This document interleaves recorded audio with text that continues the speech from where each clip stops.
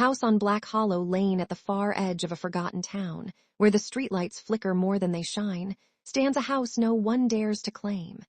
Its windows are always dark, yet sometimes, only sometimes, they glow faintly at night. The townspeople don't speak of it openly. They don't need to. Everyone knows the rule: never step onto Black Hollow Lane after sunset, and never, ever knock on that door. Elliot Crane didn't believe in ghost stories. That's what he told himself as he stood before the house, its crooked silhouette cutting into the night sky like a wound. The realtor had been strangely eager to sell it, too eager. Dirt cheap, she said. A steal. Now he knew why. The front door creaked open before he could knock. Elliot froze. The air around him felt wrong thick, like breathing through wet cloth. Slowly he stepped inside. The door slammed shut behind him. "Hello!" his voice echoed, swallowed by the dark. No answer. The house smelled of damp wood and something older, something rotten. Wallpaper peeled in long strips like shedding skin. The floor groaned under each step as if protesting his presence. Then came the sound. A faint tapping above him. Elliot looked up at the ceiling. "Probably pipes," he muttered, though the rhythm was too deliberate. Tap, tap, tap, tap, like knuckles. The staircase loomed ahead. Without thinking, he climbed. Each step creaked louder than the last until the noise felt almost deafening. Halfway up, the tapping stopped. Silence flooded the house. Then a whisper. "Don't!" Elliot spun around. No one there, just the empty hallway below. His pulse quickened. "Who's there?" Nothing. He reached the top of the stairs. The hallway stretched long and narrow, doors lining both sides, all closed except one at the very end. It was slightly ajar. A faint light flickered inside. Elliot felt drawn to it. Against his better judgment, he walked forward.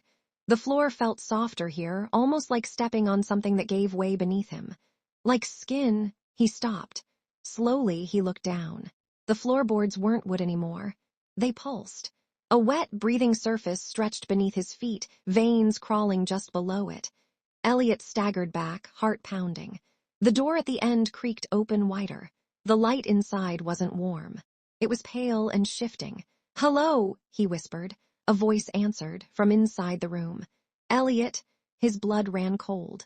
"How do you know my name?" No reply, just the slow, dragging sound of something moving across the floor. He should have run. He knew that, but instead he stepped closer. The room was empty at first glance, bare walls, a single chair in the center, and on the chair a figure, sitting perfectly still, facing away from him, its head tilted at an unnatural angle. "Hey," Elliot said, his voice shaking. "Are you okay?" The figure didn't move. He took another step forward.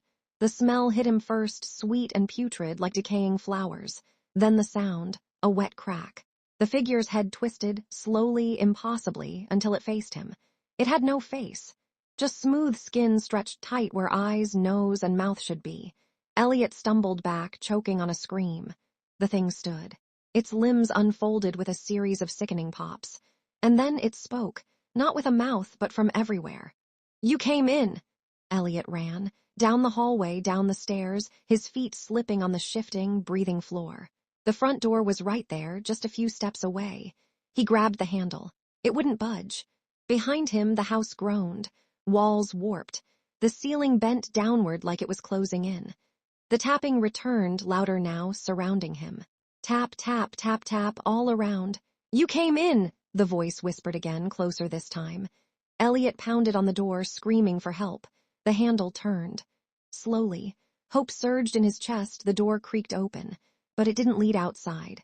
It opened into the same hallway upstairs. The same door at the end, now wide open, waiting. Elliot's breath came in ragged gasps. "No, no, no, no," the voice echoed, amused. "There is no outside anymore." The door behind him slammed shut. Footsteps approached from above.